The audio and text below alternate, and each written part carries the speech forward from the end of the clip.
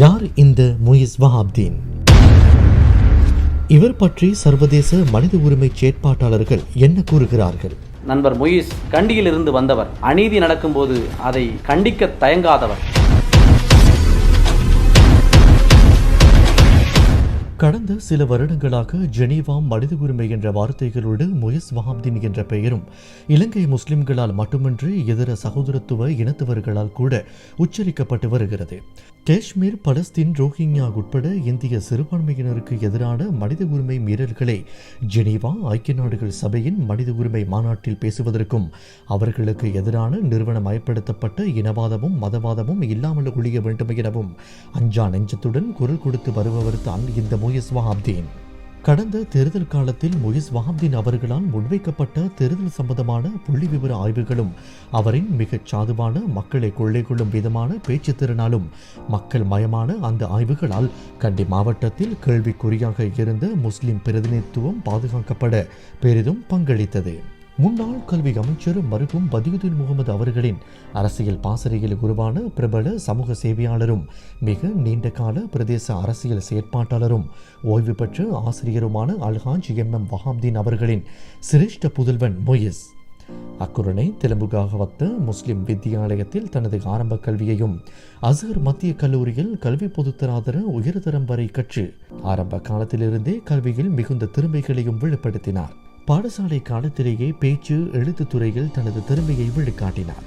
பேச்சு போட்டியில் முதலிடம், கவிதை கட்டுரை போட்டியில் முதலிடம் என கேடயங்களையும் பரிசில்களையும் பாராட்டுகளையும் பெற்று குவித்தார். பாடசாலை காலத்திலேயே மிகச்சிறந்த மேடை பேச்சாளராக திகழ்ந்தார். கல்லூரியின் விவாத குழு தலைவராகவும் நின்று தனது விவாத திறமையை வெளிப்படுத்தினார். பாடசாலை காலத்திலேயே பல்வேறுபட்ட பொது விடயங்களிலும் விவகாரங்களிலும் நிகழ்வுகளிலும் தலைமை தாங்கி வழிநடத்தி செல்லும் தலைமைத்துவ திறமையை தன்னுள் வளர்த்துக் கொண்டார். அது மட்டுமல்லாது கல்லூரியின் உதவி சிரேஷ்ட மாணவ தலைவனாகவும் கடமையாற்றியதன் மூலம் தலை சிறந்த பல தலைமைத்துவ பண்புகளை தன்னகத்தை பெற்றுக்கொண்டார்.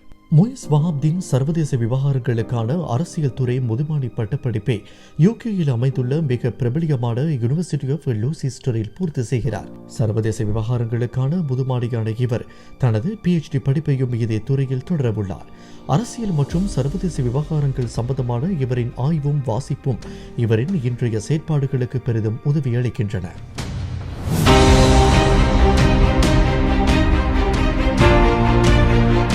தனது பாடசாலை வாழ்வு முதல் ஜெனீவா வரை சமூகத்துக்காக என்ன முயிஸ் வஹாப்தீன் செய்தார்? ஷுபானி என்ற இளைஞர் அமைப்பை பாடசாலை காலத்திலேயே ஸ்தாபித்தார். இளைஞர்களை வலுவூட்டி பல வேலை திட்டங்களை முன்னெடுத்ததோடு பல வெற்றிகரமான செயற்திட்டங்களையும் முன்னெடுத்து சென்றார். இன்றும் முயிஸ் வஹாப்தீன் என்ற பெயரும் அவர் செய்த வேலை திட்டங்களும் எவராலும் பேசப்பட்டு வருகிறது. அது மட்டுமல்லாது அவர் அன்று முன்னெடுத்த பல செயற்திட்டங்களை மிக பெரும் முன்மாதிரி திட்டங்களாக இன்றும் போற்றப்படுகின்றமை குறிப்பிடத்தக்கதாகும். எபெக்ஸ் என்ற கம்ப்யூட்டர் கல்வி நிறுவனத்தை ஸ்தாபித்து இலங்கையில் கண்டி, கொழும்பு, குருநாகல், அக்குரணை, பொலனறுவை, மாத்தளை உள்ளிட்ட பல்வேறு முக்கிய நகரங்களில் 15 கிளைகளை நிறுவி கல்வி சம்பந்தமான கல்விக்காக இயங்கிக் கொண்டிருந்த பல ஆயிரக்கணக்கான ஏழை மாணவர்களுக்கு இலவசமாகவும் குறைந்த கட்டணத்திலும் புலமை பரிசில்கள் மூலமும் கம்ப்யூட்டர் கல்வியை பெறும் கனவை நனவாக்கினார். தனது 23வது வயதில் ஒரு இளைஞனாக இருந்த முயிஸ் வஹாப்தீன் 15 கிளைகளை கொண்டு பல ஆயிரம் மாணவர்கள் கல்வி கற்கும் நிறுவனத்தின் முகாமைத்துவ பணிப்பாளராக தனது ஆளுமையையும் திறமையின் மூலம் வெற்றிகரமாக வழிநடத்தி சென்றார். தனது சமூகத்தின் மீதான அடக்குமுறைக்கு எதிராக தன்னை அர்ப்பணித்த முயிஸ் வஹாப்தீன் மனித உரிமை செயற்பாட்டாளர் ஆகிறார். இன்று வரை சுமார் 8 வருடங்கள் தன்னை மனித உரிமை மீறலுக்கு எதிராக குரல் கொடுக்கும் ஒரு மனித உரிமை செயற்பாட்டாளராக தயார்படுத்திக் கொள்கிறார். 2012ஆம் ஆண்டு தம்புள்ள பள்ளிவாசல் தாக்கப்படுகிறது. முதன் முறையாக முயிஸ் வஹாப்தீன் களத்துக்கு இறங்குகிறார். ஐக்கிய நாடுகள் சபைக்கு முன்பே இந்த இனவாதிகளுக்கு எதிராக குரல் கொடுக்க முன் வந்தார். இந்த செய்தி இலங்கை அரசாங்கத்திற்கு செல்கிறது. வெறும் ஒரு பள்ளி பிரச்சினைக்காக தனது நாட்டிற்கு அபகீர்த்தி ஏற்படுத்துவதை விரும்பாத அன்றைய அரசு உடனடியாக பள்ளியை திறக்க அனுமதி அளிக்கிறது.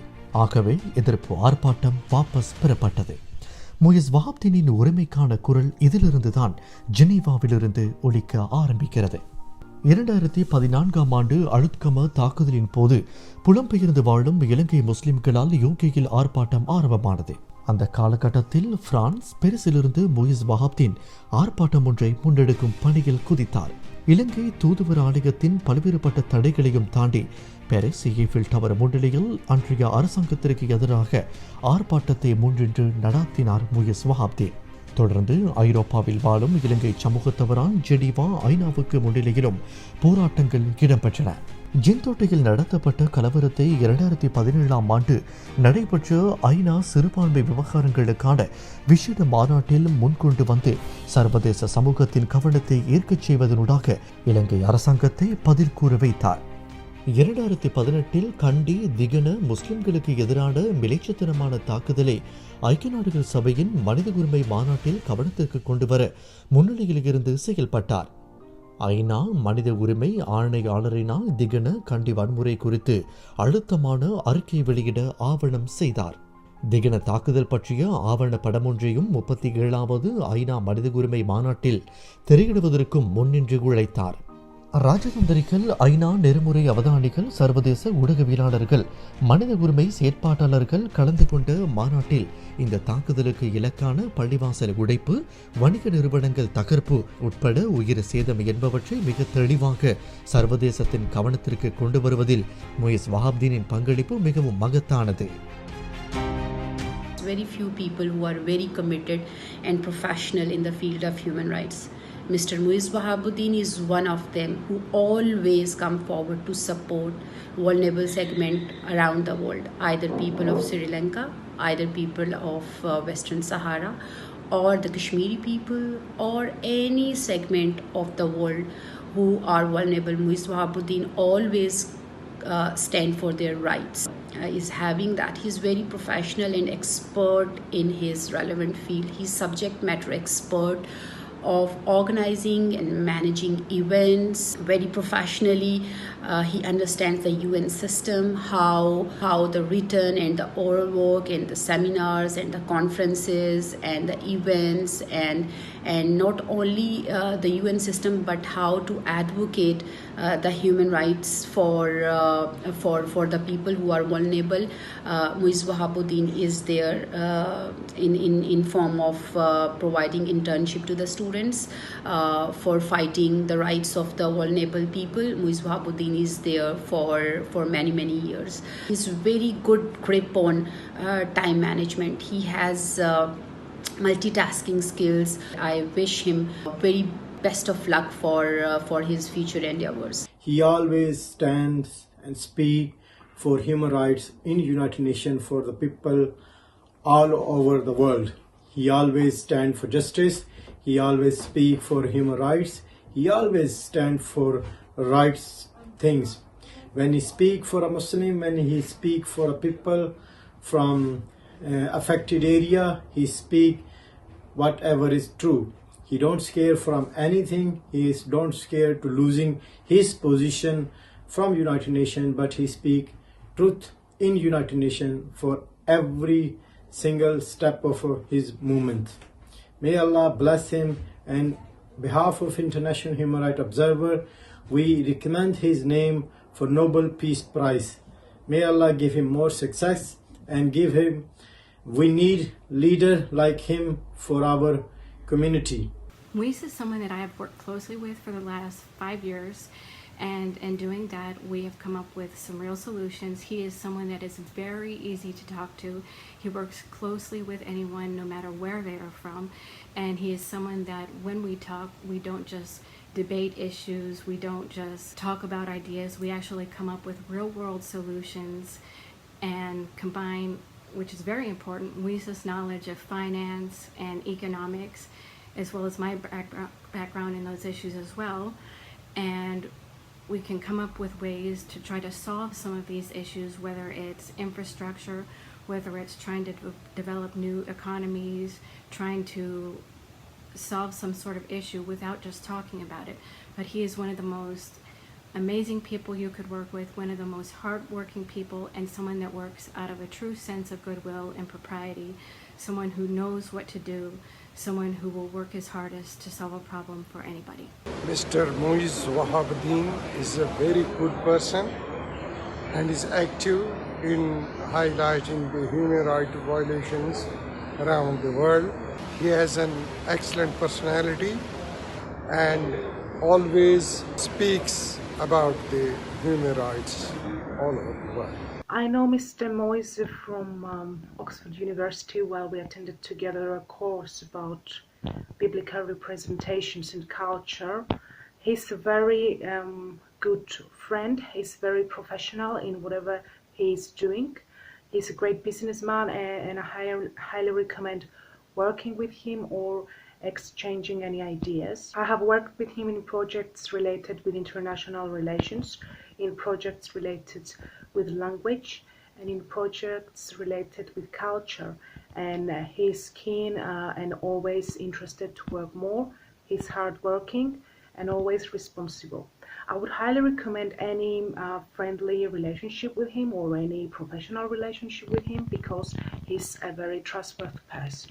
இலங்கை முஸ்லிம்களுடைய அரசியல் எழுச்சிக்காகவும் அரசியல் பிரதிநிதித்துவத்திற்காகவும் அரசியலில் அங்கீகாரத்திற்காகவும் நுணுக்கமான பல கருத்துக்களை எடுத்து கூறி விழிப்புணர்வை ஏற்படுத்துவதில் அல்லும் பகலும் அயராது பாடுபட்டு வருபவர் நண்பர் முயிஸ் வஹாபுதீன் அவர்கள். முயிஸ் வஹாபுதீன் அவர்கள் தன்னை மறந்து தன்னுடைய நாட்டை மறந்து சுகபோகமான இன்பமான வாழ்வில் ஈடுபட முடியும். இருந்தாலும் கூட அவர் அப்படி இல்லாமல் தன்னுடைய நாட்டு மக்களுக்காகவும் தன்னுடைய இனத்தின் மக்களுக்காகவும் அதோடு மட்டுமில்லாமல் உலகம் முழுவதிலும் வாழக்கூடிய மக்கள் படுகின்ற துயரங்களுக்காகவும் சிந்தித்து குரல் கொடுக்கக்கூடிய நபராக இருந்து வருகிறார் என்பதற்கான சாட்சியாக நான் இருக்கிறேன். அதாவது நபிகள் நாயகம் அவர்கள் கூறினார்கள், அநீதி நடக்கின்ற போது அதை கரங்களால் தடுங்கள், இல்லையென்றால் வார்த்தைகளால் தடுங்கள், இல்லையென்றால் அந்த அநீதியை தவறு என்று எண்ணத்திலாவது நினையுங்கள் என்று கூறியுள்ளார்கள். அதே அந்த அந்த அந்த நபிகளாரினுடைய அந்த கூற்றுக்கு இணங்க எண்ணத்தாலும் செயலாலும் உலக மக்களுடைய துயரத்திற்காகவும் அநீதி நடக்கும்போது அதை தட்டி கேட்கின்ற நபராகவும் நண்பர் முயிஸ் வஹாபுதீன் அவர்கள் இருந்து வருகின்றார்கள். இலங்கை மக்களுக்கு மட்டுமல்ல, இந்திய மக்களுக்காகவும் அவர் குரல் கொடுத்து வந்திருக்கிறார். இந்தியாவில் இந்த மதவாத அரசின் கீழ் முஸ்லிம் மக்கள் சிறுபான்மை மக்கள் எவ்வாறு கொடுமைப்படுத்தப்படுகிறார்கள் என்பதை ஐநா மனித உரிமை அவையில் அவர் தொடர்ந்து பதிவு செய்து வந்து கொண்டிருக்கிறார் என்பதில் எந்தவிதமான சந்தேகமும் இல்லை.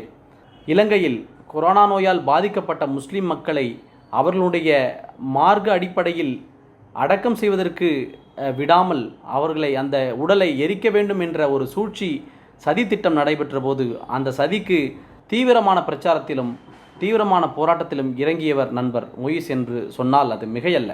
நண்பர் முயிஸ் அவர்கள் இனம் கடந்து மொழி கடந்து உலகம் முழுவதிலும் ஒடுக்கப்படுகின்ற மக்களுடைய ஒரே குரலாக தொடர்ந்து ஒலித்து வருகிறார் என்பதை நாம் மறுக்க இயலாது. நண்பர் முயிஸ் கண்டியிலிருந்து வந்தவர். அநீதி நடக்கும்போது அதை கண்டிக்க தயங்காதவர். அநீதியை கண்டும் காணாமல் செல்பவர் அல்ல.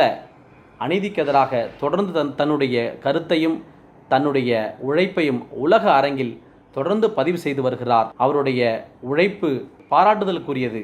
அவருடைய சேவை உலக மக்களுடைய தேவையாக இருக்கின்றது. தனது சொந்த வர்த்தகங்களை கவனித்துக் கொண்டு தனது பணிகளை தஹஜ்ஜத் தொழுகையுடன் ஆரம்பிக்கும் முயிஸ் வஹாபுதீன் நள்ளிரவையும் தாண்டி ஓய்வின்றி களைப்பின்றி தனது பணிகளை செய்து கொண்டிருப்பார். Bismillahirrahmanirrahim. Thank you very much, Mr. Chair. Excessive use of force is definitely a major factor for human rights violations. தனது சொந்த நிதியில் பல மாணவர்களுக்கு புலமை பரிசில்களை வழங்கி வருகிறார். பல 100 பேருக்கு தனது சொந்த படத்தில் மாதாந்தம் உதவி வருகிறார்.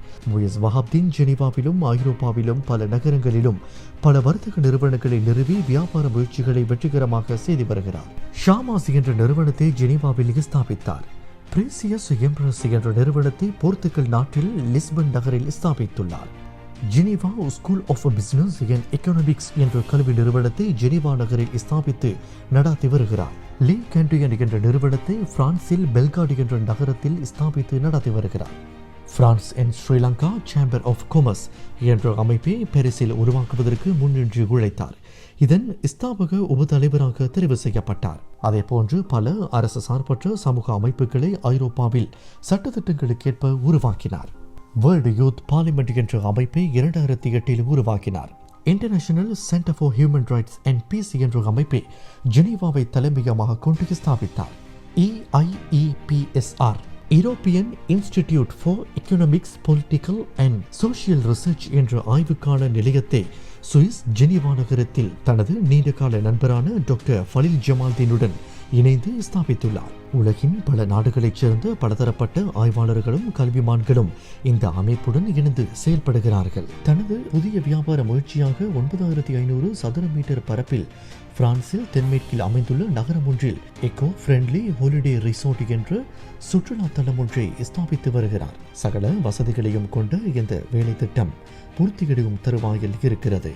சில ஆண்டுகளுக்கு முன்னர் the dream of Sri Lanka for good governance chances and challenges என்ற நூலை எழுதினார். இந்த புத்தகத்தின் மூலம் நல்லாட்சிக்கான இலங்கையின் சாத்தியங்கள் என்ன, சவால்கள் என்ன என்ற விடயத்தை பல நடைமுறை தகவல்களோடு விவரித்தார். இவ்வாறு இவரின் வேலை திட்டங்களும் முன்னெடுப்புகளும் என பட்டியல் நீண்டு கொண்டே செல்கிறது. இங்கே குறிப்பிட்டவை இவரின் பல வேலை திட்டங்களில் ஒரு சில என்பது குறிப்பிடத்தக்கது. முயஸ் வஹாப்தீன் ஐக்கிய நாடுகள் சபையில் சம்பளம் எடுத்துக்கொண்டு வேலை பார்க்கும் ஒரு உத்தியோகத்தரோ அல்லது ஐக்கிய நாடுகள் சபையில் ஒரு ஊழியரோ அல்ல. அவ்வாறு அவர் தொழில் பார்ப்பவரானால் அவருக்கு இத்தனை வேலை திட்டங்களை செய்ய முடியாது. ஐநாவில் ஊழியர் ஒருவருக்கு தனது நாட்டில் சமூகத்தின் சமூக அரசியல் விடயங்களில் நேரடியாக பங்கு பெற்ற முடியாது.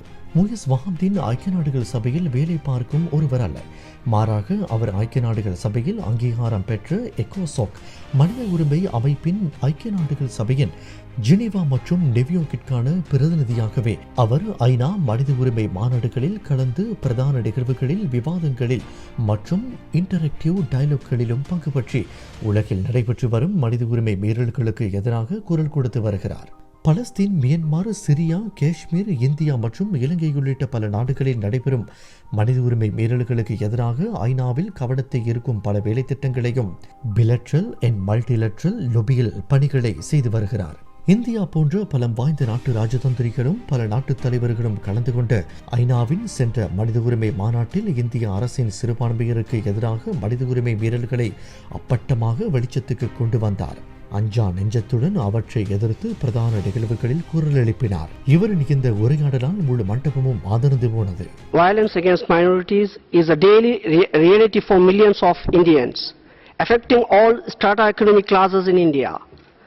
In every part of their lives, their homes and families, schools, institutions, workplaces and communities, Indian minorities are tortured, sexually assaulted, lynched and even killed. The perpetrators of this violence are often the very individual who are directly linked to the Indian government. Hence, all this is tacitly supported by India. Violence against minority in armed conflict environment are frequently heard, but India triggers communal violence against its minorities. A most recent example is the Hindu-led violence against the Muslim in New Delhi. As the US President praised the Indian people for their secularism, mobs of Hindus went berserk in the street of New Delhi, burning Muslim property and killing the unarmed Indian Muslims that were unfortunate to be present in the vicinity. Sadly, the Indian police even joined the Hindu mobs in beating the Muslim to death. Mr. President, just imagine this is all is happening for real the 21st century India. I thank you. பல பதவிகள் தருவதாகவும் பல கோடிகள் தருவதாகவும் பல சலுகைகள் வந்து குவிந்த போதிலும் அதற்கெல்லாம் செவி சாய்க்கின்ற அல்லது அதற்கெல்லாம் சூரம் போகின்ற பாசறையில் வளர்க்கப்பட்டவர்கள் முயஸ் வஹாப்தீன். தனது நேர்மையான, அமைதியான நீண்ட பயணத்தை, அல்லாஹ்வின் திருப்தியை மட்டுமே நாடி தொடர்ந்து வருகிறார் முயஸ் வஹாப்தீன். தலைவர்கள் உருவாக்கப்படுவதில்லை, உருவாகிறார்கள்.